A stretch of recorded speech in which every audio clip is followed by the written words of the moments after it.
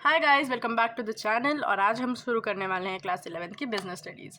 यार, business is something जहाँ commerce वालों के बारे में बात की जाती है तो पहला वर्ड ही बिजनेस आता है। यार, तुम्हें तो बिजनेस करना होगा इसलिए कॉमर्स लिए। तो बिजनेस स्टडीज़ एक ऐसा सब्जेक्ट है ना जहाँ पे आपको कुछ चीज़ें याद करनी है, कुछ चीज़ें समझनी है और मोस्ट प्रोबेबली आपको अपनी जो प्रैक्टिकल लाइफ है उससे रिलेट करनी है चीज़ें। कहीं ना कहीं आप जहाँ बिजनेस स्टडीज़ को समझोगे तो आपके लिए चीज़ें करना बहुत ज़्यादा आसान हो जाएगा। तो हम शुरू करने वाले हैं foundation of business part A for 40 marks. तो आज हम शुरू करेंगे पहला चैप्टर। और जो पहला और सेकंड दोनों चैप्टर की मिला के वेटेज 16 मार्क्स की होती है हमेशा। मतलब लास्ट 2 ईयर्स में ऐसा हुआ है।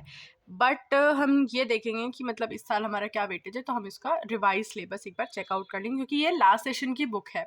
अभी नए जो आपके जो भी मार्क्स डिस्ट्रीब्यूशन वगैरह होगा वो मैं आपको प्रोवाइड कर दूंगी जैसे जैसे सिलेबस आएगा, क्योंकि बिल्कुल ही स्टार्टिंग में सिलेबस नहीं इशू होता, मतलब मार्क्स की वेटेज इशू नहीं होती है। और सबके स्कूल में मोस्ट प्रोबेबली अलग अलग भी होता है, but this is the weightage given by CBSE। मैं सुभाष डे बुक से पढ़ा रही हूँ, this is not a promotion of the book. मैं आपको उस बुक से पढ़ा रही हूँ बिकॉज इसकी एक्सप्लेनेशन अच्छी है, बट मैं आपको नोट्स, एग्जाम्पल्स, क्वेश्चंस खुद से प्रोवाइड करवाऊंगी अलग अलग सोर्सेज से। तो हम पहला चैप्टर शुरू कर देते हैं, evolution and fundamentals of business. तो इसमें बहुत सारी चीज़ें हमें पढ़नी है पूरे चैप्टर में, तो बहुत easy one by one step में हम पढ़ेंगे। तो पहले आ जाता है business and economic activities. Economic activities, तो इकोनॉमिक एक्टिविटीज़ एक्चुअली होती क्या है? अगर इकोनॉमिक है तो नॉन इकोनॉमिक भी होगी, तो हम नॉन इकोनॉमिक भी पढ़ेंगे। पहले हम बिजनेस का कंसेप्ट देख लेते हैं। यार, बिजनेस में ना चीज़ें अंडरलाइन करते हुए चलो, समझते हुए चलो, वरना आप भूल जाओगे, क्योंकि बिजनेस का एक चैप्टर इतना बड़ा होता है ना कि आप जब दोबारा लाइन ढूंढने पहुंचोगे तो फिर आप ना ढूंढते ही रह जाओगे। तो साथ साथ अंडरलाइन करते हुए चलना। मैं जो चीज़ें मैंने अंडरलाइन कर रखी है वो आप भी अंडरलाइन करो, ये जो आपको इंपॉर्टेंट लगता है। मैं समझाने के बेसिस से मैंने ये अंडरलाइन कर रखा है, ठीक है। तो हम स्टार्ट करते हैं कंसेप्ट ऑफ बिजनेस। जो बिजनेस है ना, business, business, business and business कहीं ना कहीं बहुत राइमिंग वर्ड से लगते हैं, है ना। और जो बिजनेस करते हैं तो हम उन्हें कहते हैं बड़े लोग, और जो बिजी होते हैं उन्हें भी कहते हैं बड़े लोग। तो इससे याद रखो, बिजनेस इज बिजीनेस। जो वर्ड बिजनेस है वो आया है बिजी से, तो the term business is derive from busy, ठीक है। और स्पेसिफिक सेंस देखी जाए तो एक डेफिनेशन निकलती है बिजनेस की, वो है it refers to an occupation which people regularly engage in activities related to purchase, production, or sales of goods and services with a view to earning profit। देखो, मेन चीज़ है आप बिजनेस क्यों शुरू करते हो? क्योंकि आपको फ़ायदा कमाना है। कहीं पे भी आप ये नहीं सोचते कि बिजनेस करूँगा क्योंकि मुझे नुकसान चाहिए, तुम्हें चाहिए फ़ायदा। आपका मोटिव है फ़ायदा। नुकसान किस हो जाता है, that is a different thing कि आपको बिजनेस में नुकसान हो सकता है, वो एक फैक्टर है। बट आप काम इसलिए करते हो क्योंकि आपको प्रॉफिट चाहिए, तो मोटिव इज प्रॉफिट। यार, प्रोडक्शन, परचेज और सेल्स, हम इसको ना PPS लेके चलेंगे, ठीक है। PPS हम इसको ऐसे डिनोट करेंगे, जहाँ भी PPS लिखा हो ना समझ जाना, प्रोडक्शन, परचेज एंड सेल्स, ठीक है। अब जब भी कोई काम करते हो तो उसके अलग अलग फैक्टर्स होते हैं, तो यहाँ पे हम उनको एक्टिविटीज़ बोलेंगे, कि जो हम चीज़ें कर रहे हैं हम उनको एक्टिविटीज़ बोलेंगे। और जो एक्टिविटीज़ हैं वो ह्यूमन एक्टिविटीज़ है, क्योंकि ह्यूमंस कर रहे हैं। उनके 2 टाइप्स ले लेंगे हम। यार, तुम ना नोटबुक में भी, नोट्स में भी ना ऐसे फ्लो चार्ट बना के चलना, ताकि तुम्हें ना देखते ही पता चल जाए कि हाँ भाई ये पॉइंट है। तो ह्यूमन एक्टिविटीज़ का ले लेंगे, economic and non economic activities. Business, profession और एम्प्लॉयमेंट, ये 3 इकोनॉमिक एक्टिविटीज़ है। इकोनॉमिक बेसिकली वो होती है जिससे आपको पैसे मिल रहे हैं, और नॉन इकोनॉमिक होती है religious, social, parental, patriotic. Like जो एक्टिविटीज़ आप करोगे और आपको पैसे मिलेंगे, दैट आर इकोनॉमिक। और जो एक्टिविटीज़ आप करोगे बट उसका पैसे से कोई लेना देना नहीं है ना, वो आपकी नॉन इकोनॉमिक एक्टिविटीज़ हो जाती है, ठीक है। जैसे कि ये पिक्चर देखो, ये पिक्चर है, इसमें एक टीचर बच्चों को स्कूल में पढ़ा रहे हैं।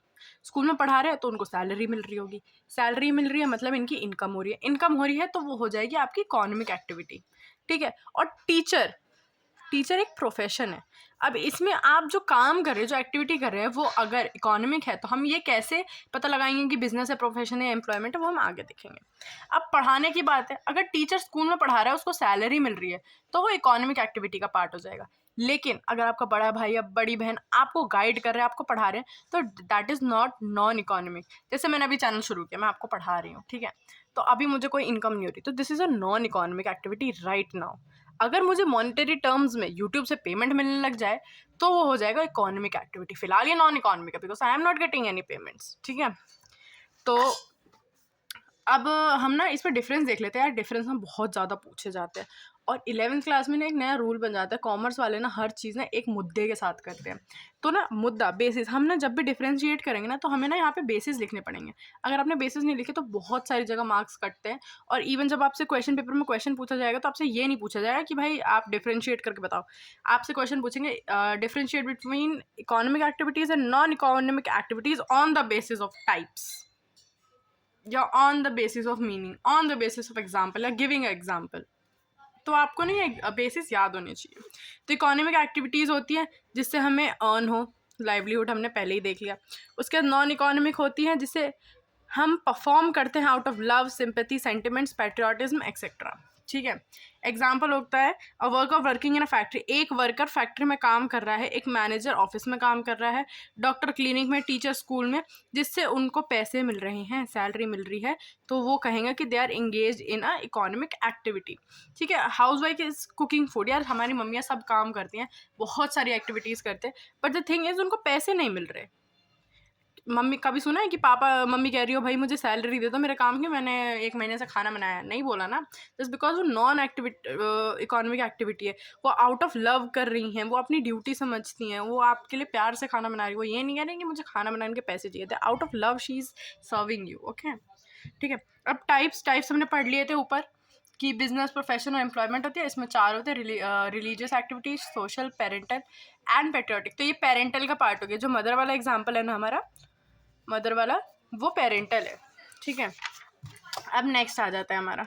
नेक्स्ट यहाँ पे यार टिप टॉप में दे रखा है distinguish between economic and non economic depends on the basic motives. कि एक्चुअल में मोटिव क्या है? मोटिव यही है कि आपका जो इकोनॉमिक होता है वो लाइवलीहुड अर्न करने के लिए होता है, और क्या नाम है जो हमारा नॉन इकोनॉमिक होता है वो ऐसा कोई उसका मॉनेटरी गेन का ऐसा मोटिव नहीं होता है, उनका बस सर्विस मोटिव होता है।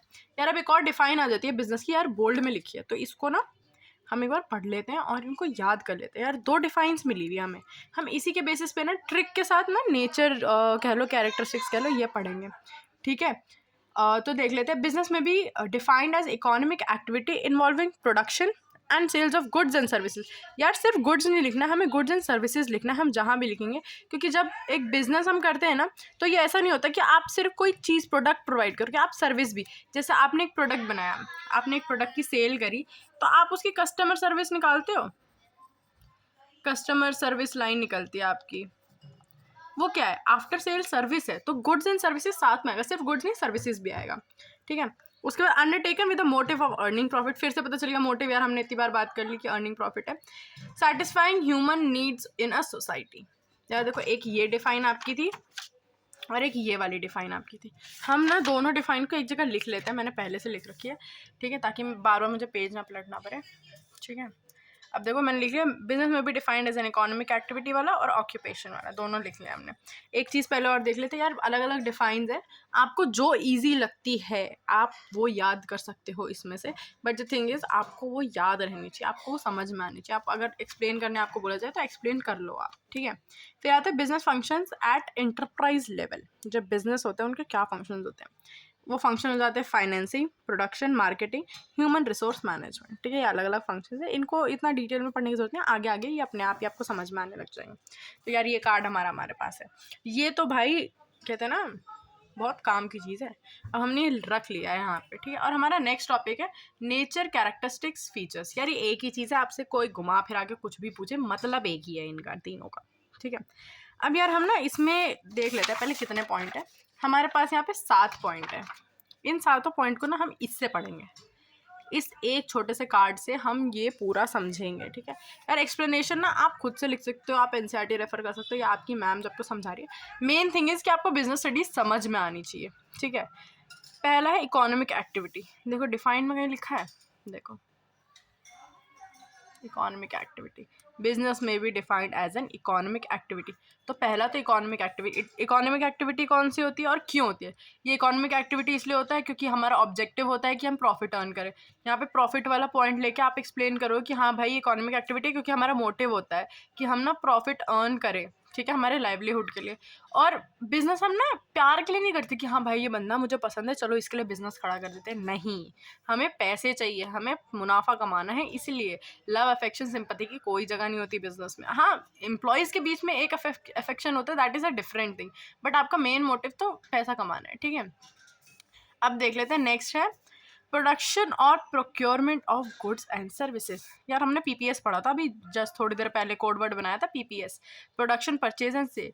प्रोडक्शन परचेज, यार पता है आप जब प्रोड्यूस कर रहे हो, कोई चीज़ प्रोड्यूस कर रहे हो, आपने सामान बनाया तो आप उसको फेंक तो नहीं दोगे, या सीधे ऐसा ज़रूरी नहीं है कि आपने वो प्रोड्यूस करा और सीधा आपसे कंज्यूमर ले लेगा, भाई उसको संभाल कर रखना पड़ेगा, जब तक कंज्यूमर नहीं लेता आपको अपने पास रखना पड़ेगा उसको।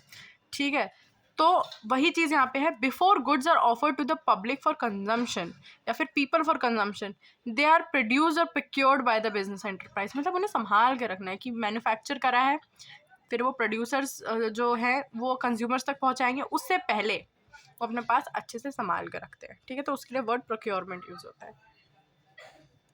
अब गुड्स और सर्विस की बात किया, यार गुड्स ना ज़रूरी नहीं है कि बहुत बड़ी बड़ी चीज़ें हों, गुड्स यार डेली यूज़ की चीज़ें भी होती हैं, शुगर, घी, कॉपी, पेंसिल, ये क्रेडिट कार्ड्स जो मेरे पास हैं, या फिर क्या नाम है मेरे पास स्केल पड़ा है, ये सारी चीज़ें आपकी ना गुड्स में ही आ जाती हैं। ठीक है, और ये होती हैं हमारी डेली यूज़ या फिर कंजम्पशन। यार गुड्स भी ना दो तरह के हो जाते हैं, एक होता है कंजम्पशन, ठीक है, और एक होता है कैपिटल। कैपिटल तो आपने अकाउंट में पढ़ ही लिया भाई, इतनी बार पढ़ लिया, समझ में आ गया होगा, नहीं आया तो मैं बता देती हूँ। कैपिटल होता है जो हम इन्वेस्ट करते हैं, कैपिटल गुड्स जो मतलब आगे आपको मदद करे ताकि आप और प्रोड्यूस कर सको। आप मशीनरी लेते हो, ठीक है, आप लैंड लेते हो, उसके ऊपर बिल्डिंग खड़ी करते हो, फैक्ट्री बनाते हो, तो वो सब आपको एक दूसरा गुड, वो आपका गुड नहीं है, आप उसको नहीं बेच रहे हो, आप वो यूज़ कर रहे हो ताकि आप फाइनल गुड बना सको, इसलिए उसको कैपिटल बोलेंगे। ठीक है, कैपिटल गुड्स कहेंगे। और कंजम्पशन जो आप डायरेक्टली बेचते हो, जैसे scale, pencil, book, whatsoever, XYZ कोई भी चीज़ हो सकती है। ठीक है, सर्विसेज जो होती है वो फैसिलिटीज़ होती है जो एक कंज्यूमर को दी जाती है, जैसे मैंने आपको बताया था, ये आपका जो कस्टमर सर्विस होती है, सर्विस लाइन बनाते हैं, वो एक सर्विस है। ठीक है, ये भी हमारा हो गया प्रोडक्शन वाला पॉइंट पीपीएस का। ठीक है, पीपीएस का प्रोडक्शन पॉइंट हो गया। सेल और exchange of goods and services, यार sale and exchange of goods and services वापस पीपीएस का हमारा ऐसा आ गया। ठीक है, तो वही है कि आप सेल करते हो, एक्सचेंज ऑफ गुड्स। ठीक है, बायर होता है, सेलर होता है, आप जो सेलर होता है वो बायर को दे देता है। इनडायरेक्टली हो सकता है, डायरेक्टली होता है, या तो अगर मैंने सामान बनाया है और आप कंज्यूमर हो, आपको वो चाहिए, मुझे ये पेंसिल बेचनी है आपको, तो ऐसा हो सकता है कि मैं डायरेक्टली आपको बेच दूँ, या ऐसा भी हो सकता है कि मैं पहले एक रिटेलर को बेचूँ फिर वो आपको बेचे, जैसे स्टेशनरी वाले भैया, ही इज़ अ रिटेलर। ठीक है, अब नेक्स्ट चीज़ आ जाती है हमारी dealing in goods and services on a regular basis. ठीक है, तो हमने जो ये वाली जो पिछले पेज पे डिफाइन पढ़ी थी उसमें क्या है, people occupation in which people regularly engage in activities. Regularly, यार तुमने आज एक ना पेन खरीदा, तुम्हारे दोस्त को वो पेन पसंद आया, या फिर क्या कह सकते हो, कोई भी चीज़ हो सकती है, मान लो ये पेन है, ये तुम आज खरीद के लेके आए, ये तुम्हारे दोस्त को अच्छा लगा, तुमने उसको बेच दिया। ठीक है, this is not a business. एक बार कोई एक चीज़ बेचना या ऐसी कोई एक्टिविटी करना इज़ नॉट अ बिजनेस। अगर आप ये पेन को खरीद के मतलब एज अ रिटेलर रोज़ रोज़ पेन बेचने का काम करो कि बहुत सारे लोग आए, आपके पास बहुत सारा स्टॉक है, आप उसको बेच लो, then it is called a business. तो regularly word is most important in define. अगर आप ये वाली डिफाइन लिख रहे हो, रेगुलरली नहीं लिख रहे तो मार्क्स नहीं मिलेंगे आपको। ठीक है, each and every word is important in business studies. ठीक है, ये आपको समझ में आ गया। अब हो गया प्रॉफिट अर्निंग। यार हर जगह यही मोटिव वाली बात हो रही है, अर्निंग प्रॉफिट, अर्न प्रॉफिट। ठीक है, उसके बाद अनसर्टेनिटी ऑफ रिटर्न वाली बात आ गई। अनसर्टेनिटी ऑफ रिटर्न क्या होता है, यार जब तुम एक बिज़नेस ना स्टार्ट करते हो, ये आपका बिज़नेस है, बिज़नेस ऐसे ही तो नहीं हो जाता, आपको बहुत सारी चीज़ें चाहिए, आपको इनपुट्स चाहिए, आपको रॉ मटेरियल चाहिए ताकि आप वो फाइनल गुड बना सको। अब इतनी सारी चीज़ें चाहिए तो बिना रोकड़े के आजकल कुछ नहीं होता। आपको कुछ भी करना होगा तो आपको पैसे चाहिए, सबसे बड़ा रुपया, वो वाली कहावत वाली बात है बिजनेस में कि सबसे बड़ा रुपया। अब रुपया चाहिए तो आप रुपया लगा रहे हो अपना, तो आपको रिटर्न में तो चाहिए कि भाई तुम पैसा लगा रहे हो तो तुमको कुछ तो फायदा होना चाहिए। क्या फ़ायदा कि तुम बिजनेस करे जा रहे हो, तुम्हें घाटा हो रहा है, घाटे के लिए तो काम नहीं कर रहे। तो अनसर्टेनिटी ऑफ रिटर्न, रिटर्न वो होता है कि हम, अनसर्टेनिटी मतलब कि हमें नहीं पता कि अगर हमने 1 लाख रुपए लगाए हैं तो क्या हमें 50,000 वापस मिलेंगे, या हमने 50,000 लगाए हैं तो हमें 1 लाख वापस मिलेगा।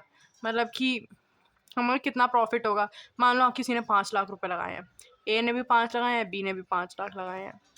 इसको 50,000 मिल रहा है प्रॉफिट में, इसको 2 लाख मिल रहे हैं। ठीक है, 2 लाख मिल रहे हैं। अलग अलग है ना, हमें नहीं पता।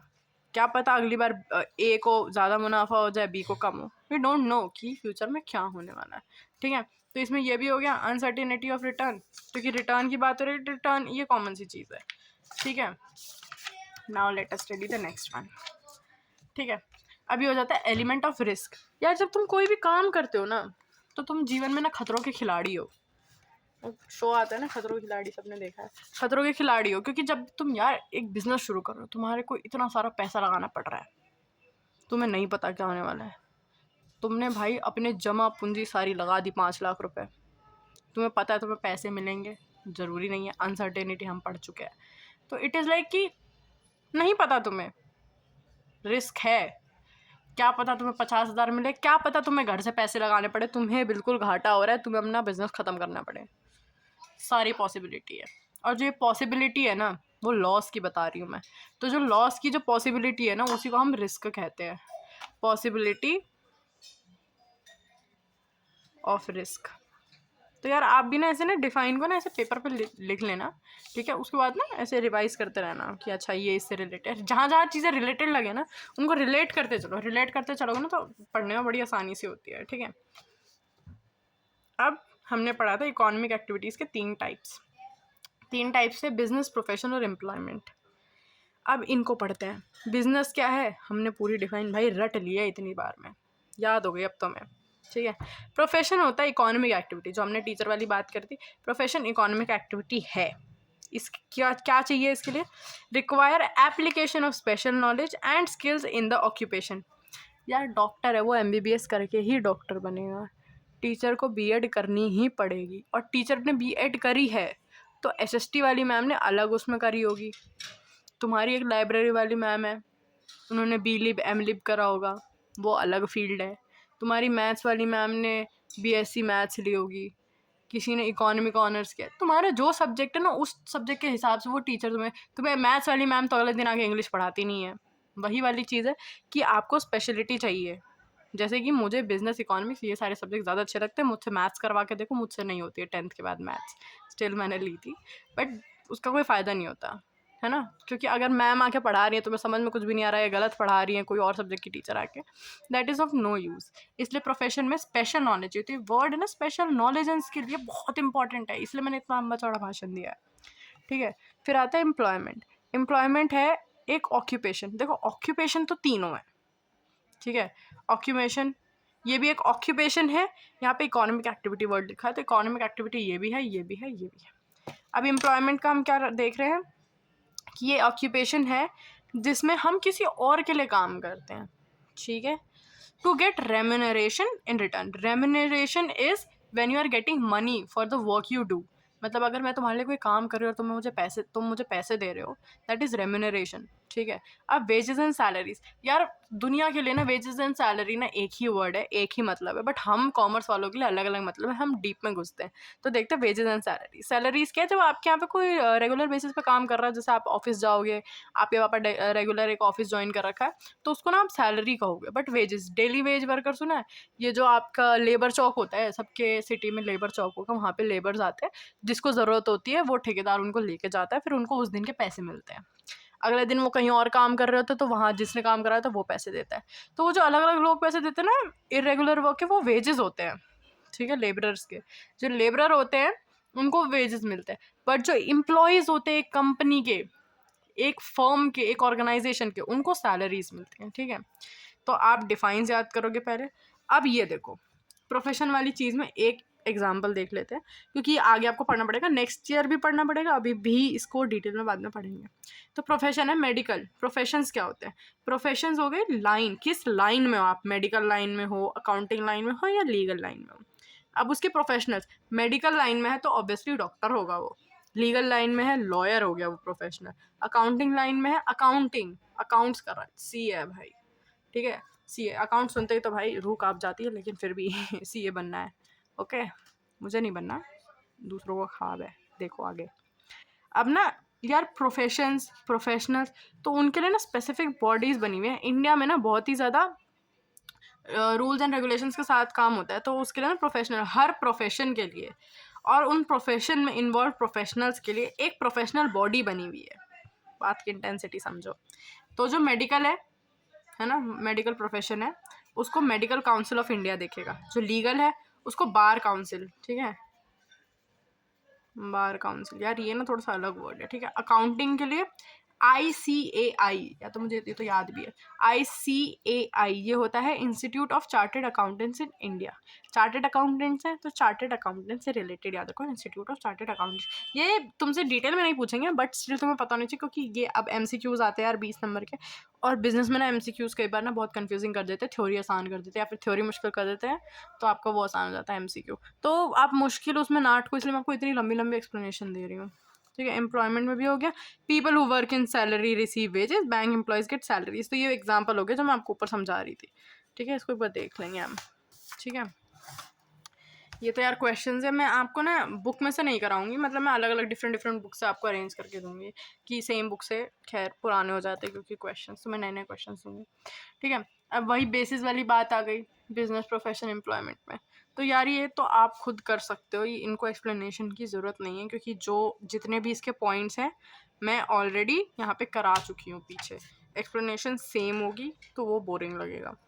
जो नोट्स होंगे इस टॉपिक के मैं वो अलग से बनवा दूँगी, या फिर टेलीग्राम चैनल पे डाल दूँगी। सिमरन राजपूत ऑफिशियल मेरा टेलीग्राम चैनल है, वहाँ पे आप नोट्स देख सकते हो, बहुत जल्दी डाल दूँगी मैं नोट्स, ठीक है। नाउ अब ये टॉपिक ख़त्म होता है, next topic is objectives and role of profit in business. ये हम नेक्स्ट वीडियो में देखेंगे। तो till then tata bye bye.